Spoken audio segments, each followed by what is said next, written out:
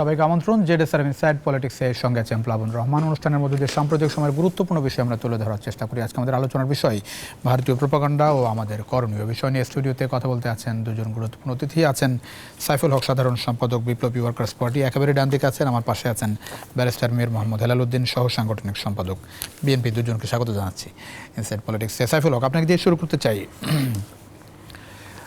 এই যে সম্পর্কের যে বাস্তবতা এখন ভারত বাংলাদেশের, কালকে পররাষ্ট্র সচিব পর্যায়ের বৈঠক, পররাষ্ট্র সচিব ঢাকায় আসছেন, কোনো আশা দেখেন কিনা দুই দেশের যে বাস্তবতা দেখছেন এখন? আপনাকে ধন্যবাদ প্রিয়ভাজন ব্যারিস্টার হেলাল এবং আপনার দর্শক শ্রোতা, তাদের জন্য শুভেচ্ছা। ভারতের পররাষ্ট্র সচিব আগামীকাল যে আসছেন, আমি এটাকে ইতিবাচক হিসাবে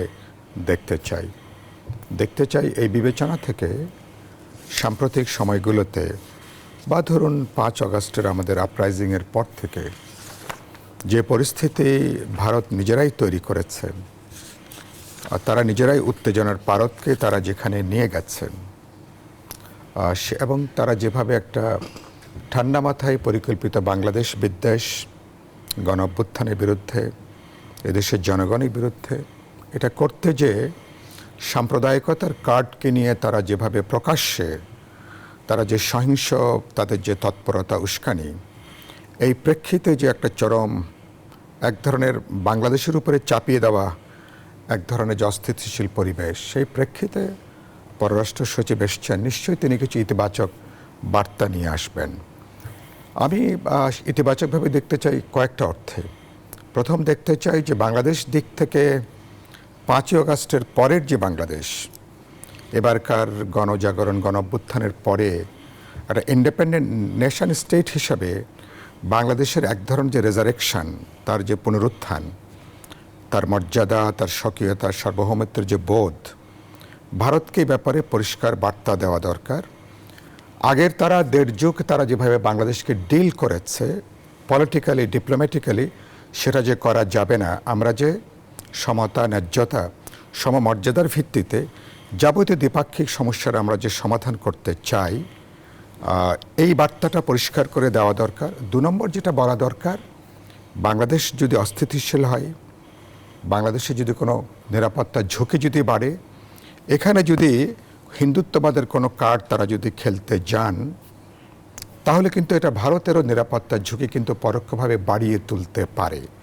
এইটুকু কাণ্ডজ্ঞান, এইটুকু সাধারণ বোধ থাকাটা খুব গুরুত্বপূর্ণ। এই বিষয়গুলো তো নিশ্চয়ই ভারতের মাথায় আছে, তারা নিশ্চয়ই জানে। জেনে বুঝেও তারা কেন এই সাম্প্রদায়িকতার যে কার্ড আপনি বলছেন বা চাপিয়ে দেওয়া প্রোপাগান্ডা, এগুলো আসলে কারণ আরেকটি সাপ্লিমেন্টারি কোশ্চেন, সেটা হচ্ছে ভারতের গণমাধ্যমের যে ভূমিকা আপনি দেখছেন, গণমাধ্যম চাইলেই কি এরকম করতে পারেন? এর পেছনে অন্য কিছু দেখেন কিনা? না, আমি প্রথম যেটা মনে করি যে ভারতের কার্ড, ভারত এখনো পর্যন্ত পতিত আওয়ামী লীগ সরকারের বা প্রতীক আওয়ামী লীগের দৃষ্টিতে বাংলাদেশকে দেখা, এটা হচ্ছে মনস্তাত্ত্বিকভাবে ভারতের পলিসি মেকারদের, সাউথ ব্লকের, এটা তাদের একটা মানসিক প্রবলেম, এটা তাদের কাটিয়ে ওঠাটা বড় একটা বিষয়। 2 নম্বর হচ্ছে, মনে করছে এখানে একটা গভর্নমেন্টকে যদি আনস্টেবল করতে পারে, তাহলে এদেরকে কোনো না কোনোভাবে একটা বোডাউন করে ভারতের সাথে তারা এক ধরনের কি বলবেন, মানে আনুগত্যের জায়গা থেকে সম্পর্কটাকে রিঅর্গানাইজ করা, এটা সম্ভাবনা জায়গাটা নাই। আরেকটা হচ্ছে, বিশেষ করে বিজেপির হিন্দুত্ববাদী সংগঠনগুলোর বাংলাদেশে তারা যদি এটাকে একটা জঙ্গিবাদী, মৌলবাদী যদি একটা ব্র্যান্ড দেওয়া যায়, যদি তকমা দেওয়া যায়, তাহলে ভারতে বিজেপির যে একটা হিন্দুত্ববাদী ইডিওলজি, পলিটিক্স, অর্গানাইজেশনের যে মেরুকরণ, সেটা তাদের জন্য তুলনামূলকভাবে সহজ হয়, কারণ এটাই তাদের প্রধান রাজনৈতিক পুঁজি ভারতের, বিজেপির। তো এই দুটো জায়গা থেকে। তো আরেকটা আপনি যেটা বললেন, মিডিয়ার জায়গা থেকে, মিডিয়া গত 8-10 বছরে এনটিটিভির মতন জনপ্রিয়, জানেন আপনি 22 সালে যখন এটা তারপরে আদানি গ্রুপ যখন এটা নিয়ে নিল, অনেকগুলো গুরুত্বপূর্ণ মিডিয়া, ভারতের মিডিয়া ছিল খুব ভাইব্রেন্ট। ভারতকে যে গণতান্ত্রিক রাষ্ট্র বলে আদর করে বলা হয়, তার একটা বড় কারণ ছিল ইন্ডিয়ান মিডিয়ার কম্পারেটিভ একটা ইন্ডিপেন্ডেন্ট রোল। কিন্তু গত 8-10 বছরে মেইন স্ট্রিম মিডিয়ার অনেকখানি বিজেপির ইডিওলজি এবং বিজেপির যে আইডিয়া, কালচারাল যে হেজিমনি, তার দ্বারা মিডিয়াগুলো আক্রান্ত। ফলে সেই জায়গাগুলো থেকে এবং ভারতের মিডিয়ার একটা গ্লোবাল একটা তাদের যে ইনফ্লুয়েন্সটা কিন্তু অনেক বড় এটা। আমাদের কথা হয়তো বড়জোর কলকাতা পর্যন্ত যাবে, দিল্লি পর্যন্ত কিছুটা ভাষার কারণের জন্য, কিছুটা কমিউনিকেশনের জন্য অনেক সময় যায় না। ফলে ভারতের মিডিয়াও, মেইন স্ট্রিম মিডিয়াগুলো বিজেপির আইডিয়াকে মূলত তারা বাজারজাত করার তারা চেষ্টা এই করে। জায়গাতে সরকার খুব বেশি কিছু করছে না, মানে মিডিয়া যা ইচ্ছা তাই করতে পারছে। না, গভর্নমেন্টের তো একটা রোল থাকেই।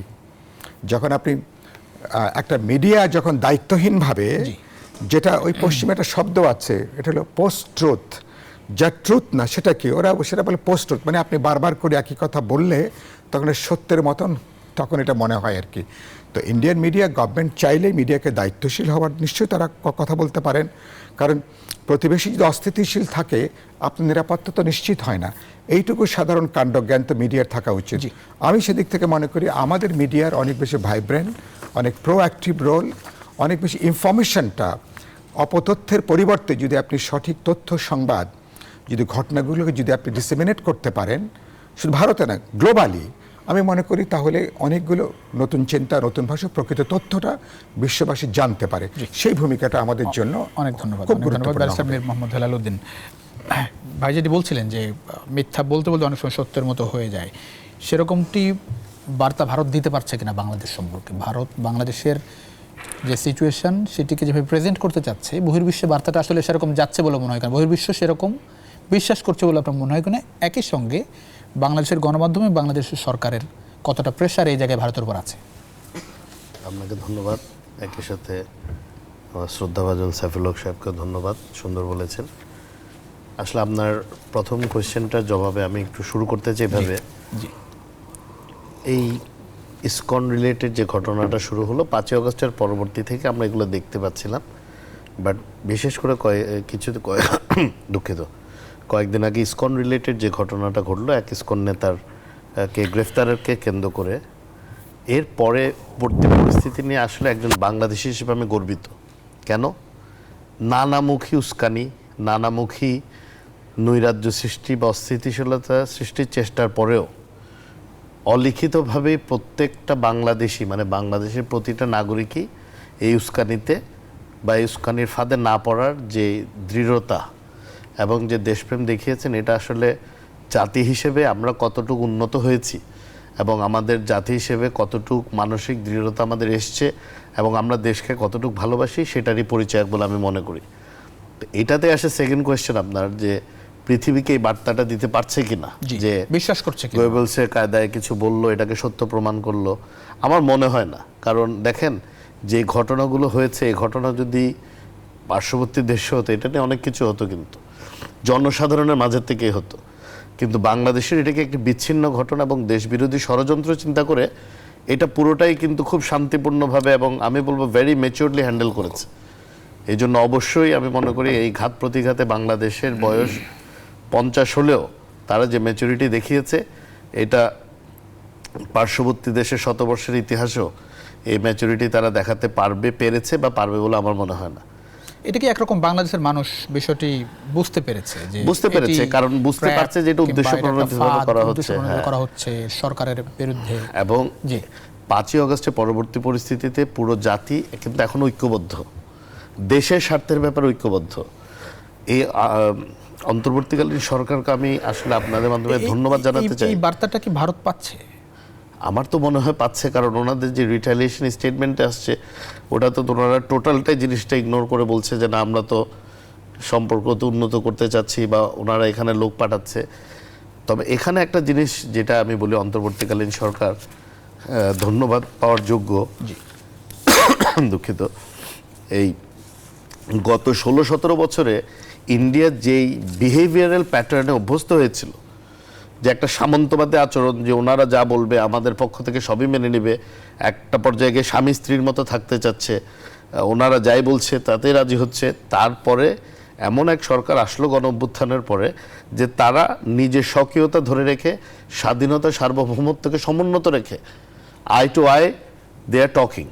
এখন সমতার ভিত্তিতে সম্পর্কটা আবার পুনঃপ্রতিষ্ঠিত হতে হচ্ছে। এই সমতার ভিত্তিতেই আমার মনে হচ্ছে যে তাদের কিছুটা অস্বস্তি এবং তাদের কিছুটা ইনসিকিউরিটির সফটওয়্যার ওয়ার্ডকে আমি জানি না, বাট এই নিরাপত্তাহীনতা? মানে এই একটা ইনসিকিউরিটি কাজ করছে তাদের মধ্যে, যে এখন যদি সমতার ভিত্তিতে হয় তাহলে কি হতে পারে। আমার দৃষ্টিতে মনে হয় যে ভারতের আরো উদারপন্থী চিন্তা করা উচিত, এবং পৃথিবীর যে কোনো দেশের সাথে সমতার ভিত্তিতে যদি সম্পর্ক না থাকে, ওনাদের চিন্তা সবচেয়ে বেশি, কারণ বাংলাদেশের সাথেই ওনারা লার্জেস্ট ল্যান্ড বর্ডার কিন্তু শেয়ার করছে। তো বাংলাদেশ অস্থিতিশীল হলে ওনাদের যে খুব একটা বেনিফিট হবে এটা আমার মনে হয় না। আমার মনে হয় যে ওনাদেরও চেষ্টা করা উচিত যে সম্পর্কটা যেন সরকারের সাথে কোনো ব্যক্তি বিশেষের না হয়, সরকারের সাথে সরকারের হয়, রাষ্ট্রের সাথে রাষ্ট্রের হয়, রাষ্ট্রের জনগণের সাথে রাষ্ট্রের জনগণ হয়। কারণ আপনি বর্তমানে আপনি যদি পাবলিক কনসেনসাস নেন, আপনি দেখবেন anti Indian sentiment is at its peak, মানে সর্বত্র। আজকে আমি অভিনন্দন জানাতে চাই আপনাদের মাধ্যমে, আমাদের অনূর্ধ্ব-19 টিম একটি এশিয়া কাপে চ্যাম্পিয়ন হয়েছে। তো চ্যাম্পিয়ন হচ্ছে এক বিষয়, কিন্তু আপনি যদি সামাজিক মাধ্যম সহ বিভিন্ন মাধ্যমে দেখেন, এটার যে রিয়াকশনটা, এটা কিন্তু কিছু একটা বহিঃপ্রকাশ, কিছুটা ক্ষোভের বহিঃপ্রকাশ, কিছুটা অসন্তোষের বহিঃপ্রকাশ, কিছুটা আনন্দের বহিঃপ্রকাশ। তো আমরা আসলে এই ধরনের বৈরিতাপূর্ণ সম্পর্ক কোনো দেশের সাথে চাই না। আমরা চাই সমতার সাথে, মানে সমতার ভিত্তিতে আমাদের সবার সাথে সৌহার্দ্যপূর্ণ এবং সম্প্রীতির সম্পর্ক থাকুক। জি, অনেক ধন্যবাদ। সাইফুল হক, 5 আগস্টের আগে এবং 5 আগস্টের পরে এখন পর্যন্ত ভারতের অবস্থান বদলেছে বলে আপনার মনে হয় কিনা, বা বদলাতে শুরু করেছে মনে হচ্ছে কিনা, না এটা একই রকম আছে? কারণ আমি ভারতের অবস্থান বলছি এই কারণে, ধরেন 5 আগস্ট আগে পরে যে যত মৃত্যু হলো বাংলাদেশে, বুলেটে ম্যাসাকার হলো, সেটি নিয়ে ভারতের কোনো রিয়াকশন আসেনি আসলে।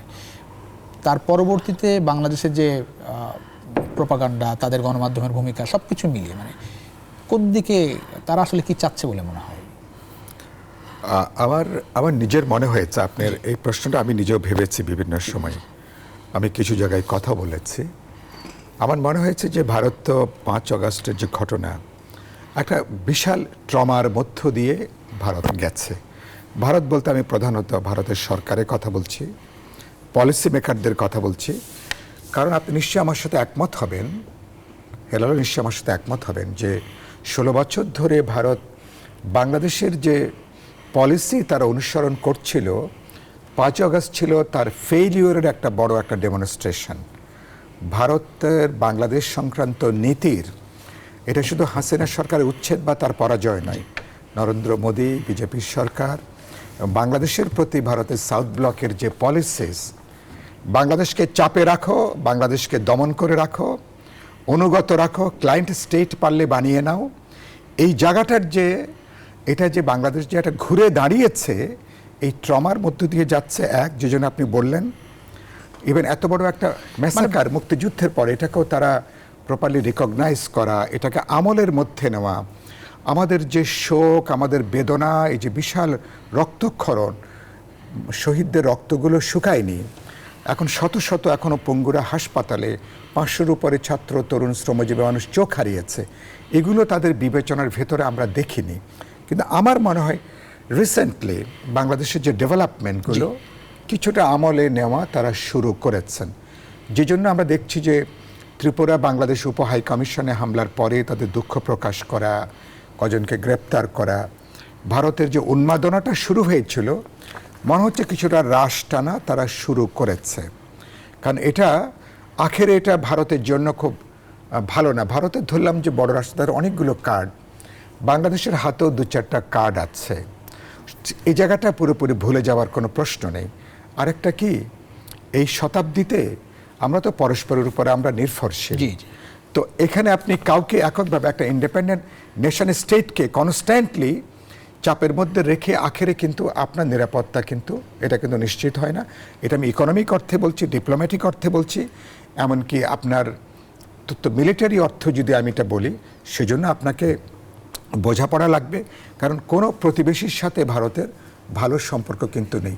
লাস্ট ছিল বাংলাদেশ, সুতরাং বাংলাদেশকে হারানোর তাদের যে বেদনা, তো সেই বেদনা আমি মনে করি ট্রমাটা তারা কাটিয়ে উঠবেন নতুন বাংলাদেশের বাস্তবতাকে রিয়েলাইজ করে। আগামীকাল এই যিনি নতুন পররাষ্ট্র সচিব হয়েছেন তিনি এবারই তিনি প্রথম ঢাকাতে আসছেন। সুতরাং বাংলাদেশ আমি মনে করি এটা ভালো মেসেজ দেবে। ইতিমধ্যে আমরা গত 4 তারিখে রাজনৈতিক দলগুলো প্রধান উপদেষ্টার সাথে মত বিনিময়ে আমরা একটা খুব পরিষ্কার বার্তা দিয়েছি, শুধু ভারতের জন্য না, গ্লোবাল কমিউনিটিকে, নানা প্রশ্নে আমাদের দলের মধ্যে বিতর্ক আছে বা ডিবেট আছে, কিছু মত পার্থক্য আছে, কিন্তু জাতীয় প্রশ্নে, নিরাপত্তার প্রশ্নে, দেশের সার্বভৌমত্ব প্রশ্নে, জাতীয় স্বার্থের প্রশ্নে আমরা এক কাট্টা। এই ঐক্যটা আমি মনে করি ভারতের জন্য সবচেয়ে বড় একটা বার্তা, এবং এই ঐক্যটাকে আমরা অবশ্যই এটাকে আমরা অব্যাহত রাখবো। বিরতির পরে ফিরছি। ব্যারিস্টার মীর মোহাম্মদ হেলালুদ্দিন, প্রশ্ন রেখে যাচ্ছি, সেটা হচ্ছে ভারত বাংলাদেশকে আসলে কতটা চিনতে পারলো 5 আগস্টের আগে? কারণ স্বাধীনতার পর থেকেই বাংলাদেশকে চিনে আসছে। বাংলাদেশের সঙ্গে ডিল হচ্ছে বিগত 15 বছর ধরে, বিগত সরকারের সঙ্গেই ছিল। বাংলাদেশকে আসলে কতটা চিনতে পেরেছে ভারত? তো বিরতি নিয়ে ফিরছি আপনার কাছে। দর্শক, ছোট্ট একটা বিরতির পরে ফিরছি। জেডএসআর ইনসাইড পলিটিক্স থেকে কিছু অন্যদের ফিরছি, আশা করি সঙ্গে পাচ্ছেন। আবারও স্বাগত। জেডএসআর ইনসাইড পলিটিক্সের সঙ্গে আছেন প্লাবন রহমান। আমরা কথা বলছিলাম ভারতীয় প্রোপাগান্ডা এবং আমাদের করণীয় নিয়ে। আমাদের সঙ্গে আছেন সাইফুল হক, আছেন ব্যারিস্টার মীর মোহাম্মদ হেলালুদ্দিন। মীর মোহাম্মদ হেলালুদ্দিন, বিরতির আগে প্রশ্ন রেখেছিলাম, ভারত আসলে কতটা চিনলো বাংলাদেশকে? আমার মনে হয় 5ই আগস্টে গণ অভ্যুত্থানের পরে ভারত আসলে বাংলাদেশিকে এবং বাংলাদেশিদেরকে আস্তে আস্তে চেনা শুরু করেছে। আমার মনে হয় এটি একটি ইতিবাচক দিক। যখন ওনারা ভালো করে বাংলাদেশিদের মনোভাব এবং ওনাদের মনের আশা আকাঙ্ক্ষা কী, ওনাদের ইচ্ছা কী, অনিচ্ছা কী, এটা বুঝতে পারবে। যত বেশি বুঝতে পারবে, অতই এই দুই দেশের সম্পর্ক আরও সৌহার্দ্যপূর্ণ এবং সম্প্রীতির হবে। কারণ আমরা এটা রাজনৈতিক দল হিসেবে বলেন, ব্যক্তি হিসেবে বলেন, একজন সমাজকর্মী হিসেবে বলেন, আমরা তো সবসময় চাইবো প্রতিবেশীর সাথে যেন আমাদের একটি সুসম্পর্ক থাকে। কিন্তু সেই সুসম্পর্কটা তো অবশ্যই এবং অবশ্যই এবং অবশ্যই সমতার ভিত্তিতে হতে হবে। এতদিন ওনারা যেভাবে যে চোখে বাংলাদেশকে দেখেছে, এটা ওনাদের ব্যর্থতা কতটুক অবশ্যই আছে, হয়তো পলিসিগত, বাট তার চেয়ে বেশি ব্যর্থতা তো হচ্ছে এই গত 16-17 বছরে যারা এই দেশের ক্ষমতায় ছিলেন, তারাই তাদেরকে সেইভাবে ভাবার সুযোগ করে দিয়েছিলেন যে আমাদেরকে যদি অলমোস্ট তাদের একটা অঙ্গরাজ্যভাবে, তাও তাদের কোনো গায়ে লাগতো না। ওই দেশের বিভিন্ন দায়িত্বশীল মন্ত্রী ওপেন পাবলিকলি কমেন্ট করেছেন, সাংবাদিকদেরকে বলেছেন যে এই দলের ক্ষমতায় থাকলে আমাদের জন্য ভালো, এর ক্ষমতায় আসা দরকার। তাহলে নিশ্চয়ই আমাদের তৎকালীন যে সরকার ছিল আওয়ামী লীগের, তারা এটাকে অ্যালাউ করেছেন। কিন্তু 5ই আগস্ট পরবর্তী যে বাংলাদেশ, সেই বাংলাদেশে এই ধরনের লেজুর ভিত্তির কোনো জায়গা নেই। উনি যেটা সাইফুল হক সাহেব বলেছেন, আমি টোটালি এগ্রি করি। বাংলাদেশি হিসেবে, বাংলাদেশের একজন ক্ষুদ্র রাজনৈতিক কর্মী হিসেবে আমি মনে করি বাংলাদেশে যেখানে জাতীয় স্বার্থ জড়িত, যেখানে বাংলাদেশের ন্যাশনাল সিকিউরিটি জড়িত, এখানে দল মত নির্বিশেষে সবাই অবশ্যই এবার যেভাবে একমত আছি, আমরা ভবিষ্যতে বাংলাদেশের স্বার্থ সমুন্নত রাখতে সবসময় আমরা ঐক্যমতের ভিত্তিতে সিদ্ধান্ত নেব। বাংলাদেশকে ভারতের কোনোভাবে শত্রু বলে মনে হয়? ভারতের অ্যাক্টিভিটিস যা দেখছেন তাতে কি বাংলাদেশ কি ভারতের শত্রু কোনোভাবে? না না, আপনি সেটার কোনো সুযোগ? না না, বাংলাদেশ তো ভারতের প্রতি আমরা তো সবসময় সৌহার্দ্যের হাত তো আমরা সবসময় বাড়িয়ে দিয়েছি। আমরা 1971 সালে আমাদের মহান মুক্তিযুদ্ধে ভারতের সমর্থনের জন্য আমরা 54 বছর পরও আমরা কিন্তু কৃতজ্ঞতা প্রকাশ করে আসছি। সমস্যাটা কোথায়? ঢাকাতে যখন আমরা তাদেরকে ফুল দিয়ে সংবর্ধনা দেই, দেখবেন যে ওই দিন বা ওই সপ্তাহে হয়তো কোনো না কোনো সীমান্তে বিএসএফ আমার নাগরিকদেরকে হত্যা করছে। তো আমরা তো এরকম একটা বৈরী প্রতিবেশী নিয়ে কখন আমরা বসবাস করতে চাই না। আমরা বলেছি আমরা তো বন্ধুত্বের জায়গা চাই। বন্ধুত্ব হবে সমানের সমান।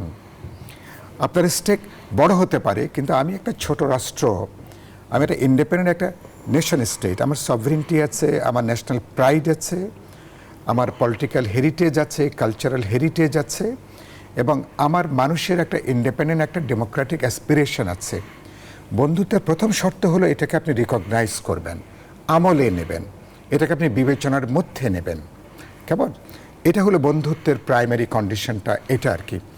আপনি যদি আমাকে গলা চেপে ধরে যদি বন্ধুত্ব রাখতে চান, এটা তো কোনো বন্ধুত্ব না, এটা দাসত্ব, এটা হলো অধীনতা। তো ভারতের এই মনোভাবটা যদি দূর হয়, ভারত যদি নতুন বাংলাদেশের এই উত্থানের জায়গাটা যদি বুঝতে পারেন। আমার এক ইন্ডিয়ান বন্ধু প্রশ্ন করেছিল যে বাংলাদেশের মানুষ যে এত ভারত বিরোধী, এটা কারণটা কি সাম্প্রদায়িক কোনো ধর্মীয় কারণ?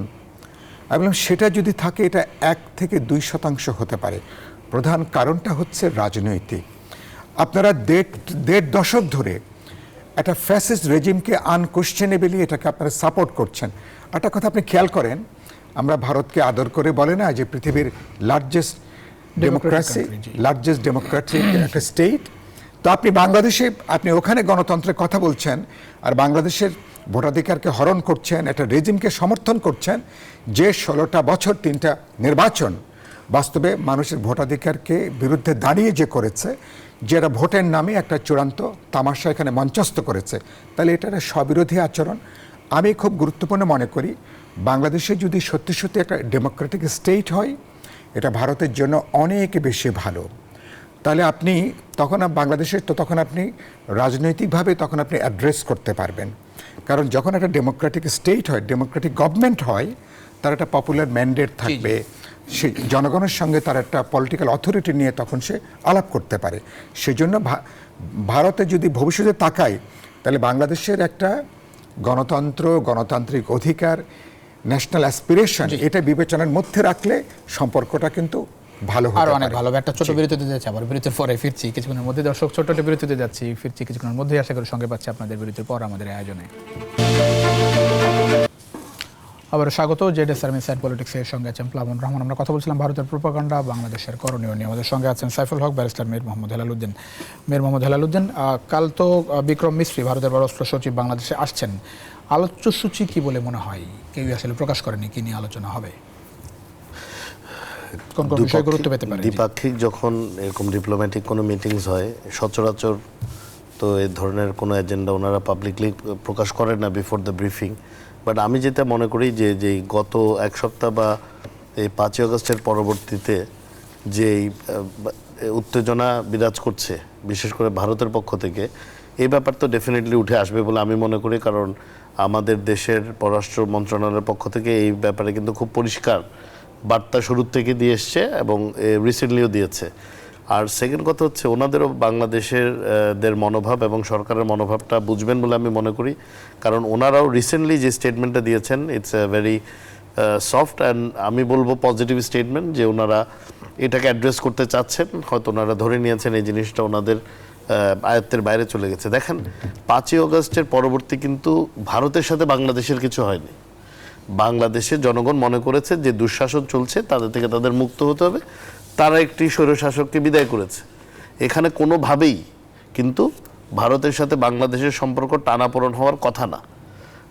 যাই হোক, এরপরও যেহেতু হয়েছে, ওনারাও নিশ্চয়ই বুঝতে পারছেন যে এতদিন ধরে যার সাথে ব্যক্তিগত সম্পর্ক রেখেছেন তার জনপ্রিয়তা তো নাই বাংলাদেশে, তার প্রতি মানুষের যে ঘৃণার পরিমাণ এটা পর্বতসম। তো আমার মনে হয় না, ভারত অনেক বড় একটি দেশ এবং আমি বিশ্বাস করতে চাই একটি ডেমোক্রেসি প্র্যাকটিসিং কান্ট্রি। তো ওনারা নিশ্চয়ই মানুষের মনের কথা বুঝবেন। এটা সংখ্যাগরিষ্ঠ বলছি না, এটা অলমোস্ট নিরঙ্কুশ যে জনসাধারণ, মানে পুরোটাই নিরঙ্কুশ সংখ্যাগরিষ্ঠ জনসাধারণেরই মনের ভাব 5ই আগস্ট তারা প্রকাশ করেছে। এবং বাংলাদেশিদের ইচ্ছায় একমাত্র বাংলাদেশ পরিচালিত হবে, এই কথাটা আমার মনে হয় ওনাদের এই ট্রিপে আসার পরে এটা উনি ওনাদের সরকারের কাছে গিয়ে এই বার্তাটা পৌঁছে দিবেন বাংলাদেশের পক্ষে। অনেক ধন্যবাদ সাইফুল হক। বাংলাদেশের দিক থেকে আসলে কি ধরনের বার্তা থাকা উচিত কালকের পররাষ্ট্র সচিব পর্যবেক্ষক? আমাদের সঙ্গে ভারতের বেশ কয়েকটি অমীমাংসিত বিষয় আছে। সীমান্ত হত্যা এখনো চলছে, 2-3 দিনের মধ্যে একটা সীমান্ত হত্যার ঘটনা ঘটেছে, পানি বন্টনের বিষয় আছে, সবকিছু ছাপিয়ে এবার সংখ্যালঘু ইস্যু নিয়ে উত্তেজনা চলছে। প্রথম জায়গাটা হবে, আমি মনে করি যে ভারতের দিক থেকে বা বাংলাদেশের মানে কনফিডেন্স বিল্ডিংটা আমি মনে করি সবচেয়ে গুরুত্বপূর্ণ কাজ। ভারতের নতুন যে রিয়েলিটি, এই রিয়েলিটিকে বিবেচনার মধ্যে নেওয়া দরকার। বাংলাদেশের দিক থেকে এই বার্তাটা পরিষ্কার করে দেওয়া এক। 2 নম্বর যে বার্তাটা বলা, সেটা হলো যে আমাদের মধ্যেকার বহু বছরের যে আনসেটেল বা আনরিজলভ যে ইস্যুসগুলো আছে, আমরা সেটাকে সঙ্গতভাবে, যৌক্তিকভাবে, মর্যাদার ভিত্তিতে through bilateral proper discussions on mutual benefit and respect এটাকে আমরা সমাধান করতে চাই। ভারতের সাথে নিশ্চয়ই আমরা কোনো উত্তেজনা বাড়িয়ে তুলতে চাই না। 3 নম্বর আমি মনে করি যে কথাটা বলা উচিত, যেটা হলো যে এখানে সাম্প্রদায়িক যে উত্তেজনা যেটা সৃষ্টি করা, এটা শুধু বাংলাদেশকে অপ্রয়োজনীয় জায়গাটা ঠেলে দিচ্ছে না, এটা বোঝানো দরকার যে এখানে বাংলাদেশের মানুষ এই কার্ডটা গ্রহণ করেনি। এই বার্তাটা পরিষ্কার করে দেওয়া। আমাদের হেলাল খুব চমৎকার করে বললেন যে আমাদের অসাধারণ চিটাঙের এই ঘটনার পরে দেশব্যাপী এক ধরনের রিটেলিয়েশনের আশঙ্কা ছিল, কিন্তু কোনো ধর্মীয় প্রতিষ্ঠান হামলা হয়নি, কোনো ব্যক্তি মানুষ হামলা হয়নি।